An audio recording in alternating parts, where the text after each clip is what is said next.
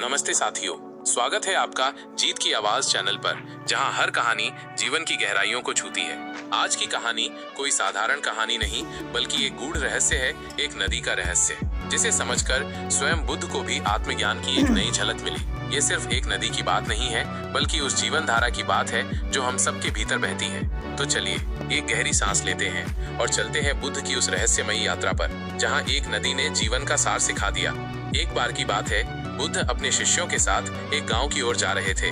रास्ते में उन्हें एक बड़ी और शांत नदी मिली। उसका पानी स्वच्छ था, परंतु बहाव तीव्र। सभी थक चुके थे। बुद्ध वहीं रुक गए और बोले, ये नदी हमें विश्राम देगी, लेकिन इसके पास बैठकर केवल शरीर को नहीं, मन को भी शांति देनी है। शिष्य आश्चर्यचकित थे, क्योंकि उनके गुरु कोई साधारण बात नहीं करते थे।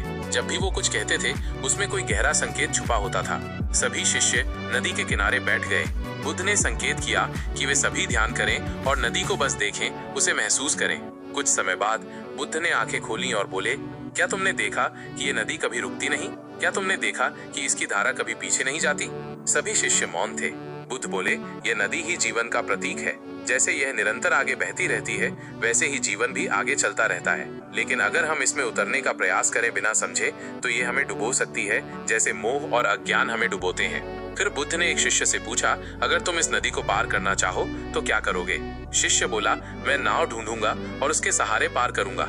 बुद्ध मुस्कुराए और बोले, ठीक वैसे ही जीवन की नदी को पार करने के लिए भी ध्यान और विवेक की नाव चाहिए, वरना भावनाओं की लहरें तुम्हें बहा ले जाएंगी। बुद्ध फिर बोले, इस नदी को देखो, जब हवा तेज चलती है तो इसकी सतह पर लहरें उठती हैं, पर गहराई में ये शांत रहती है। वैसे ही हमारे जीवन में भी परिस्थितियां चाहे जितनी अशांत हो जाएं, अगर हम भीतर गहरे उतर जाएं, तो शांति हमेशा रहती है। एक शिष्य का प्रश्न। तभी एक जिज्ञासु शिष्य ने पूछा, भगवन, अगर यह नदी जीवन है तो इसका किनारा क्या है? बुद्ध ने उत्तर दिया, नदी का एक किनारा अहंकार है और दूसरा किनारा मोह, और जो इस नदी के बीच की धारा है वो माया है। किनारे पर खड़े रहने से ज्ञान नहीं मिलता और माया में डूब जाने से भी नहीं। जो संतुलन से इस नदी को पार करता है, वही निर्वाण को प्राप्त करता है। नदी में कंकड़ गिराना। बुद्ध ने एक और प्रयोग किया।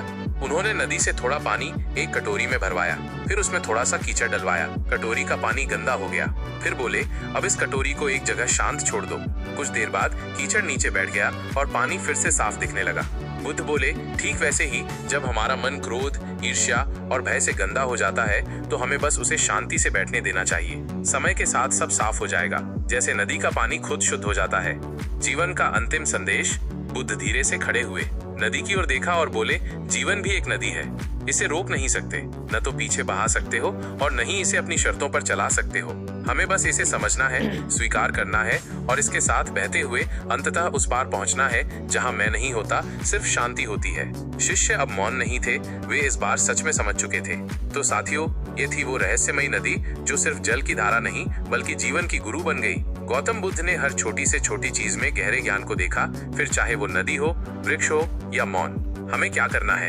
बस बहते रहना है, किनारों से मोह नहीं करना, गहराई में उतरना है और अंततः उस पार पहुंचना है जहां केवल ज्ञान और शांति है।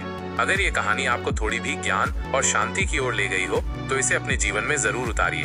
धन्यवाद मित्रों, मिलते हैं अगले एपिसोड में एक और प्रेरणादायक बोधमयी कथा के साथ। वीडियो अच्छा लगा हो तो लाइक करें, शेयर करें और चैनल जीत की आवाज को सब्सक्राइब करना न भूलें।